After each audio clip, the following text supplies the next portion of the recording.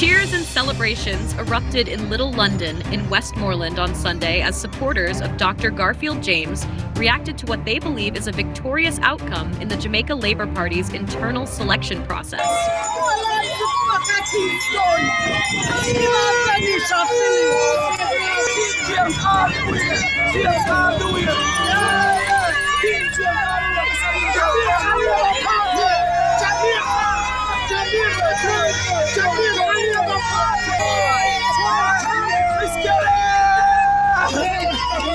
But with no official results announced just yet, are they celebrating too soon?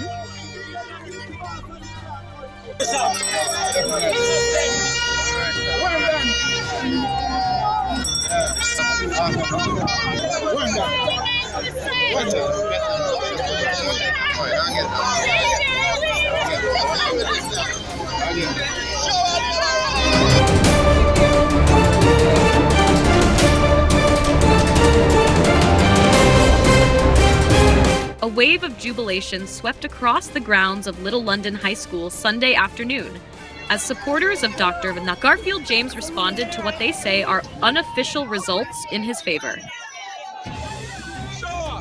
Dr. James, the councillor for the Sheffield Division and principal of Little London High, mounted a spirited challenge against incumbent MP Morland Wilson in what party insiders say was a tightly contested race.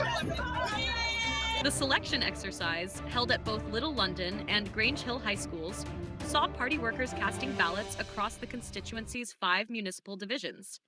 Well, it was an exciting race. It's the party's process have been implemented. The respective supporters for each team came out and aggressively, but in a positive way, worked assiduously for their respective team. At the end of the day, the results we're still awaiting the official results to be announced. But based on the preliminaries, we are looking good in terms of coming out on top. However, I want to make it clear that we are all members of the same team. Yes. Hence, at the end of the day, respect at the highest level must be given to each and every one, because at the end of the day, party's interest is about self, and hence we are to come together in a way that will unite us to go to the bigger picture, which is to ensure that we can retain the constituency for the Jamaica Labour Party. If confirmed, James, who crossed the floor from the PNP to the JLP in 2023, would replace Wilson as the party's standard bearer in the upcoming general election. His supporters are already confident, but while the energy may suggest a clear victory, the official results have not yet been released. Dr. Horace Chang, the JLP's General Secretary, has described the contest as tight, with final results expected sometime today. Wilson, who has served since 2020, has faced criticism for a perceived disconnect with the base. Still, sources say the margin in Sunday's vote may be narrow, raising questions about whether the early celebrations were premature. I don't want to stress the word divide in the sense of it being a case where there is animosity among the supporters. The reality is, in any democracy where there is a process of selection, there will be competitive display of work, campaigning, etc.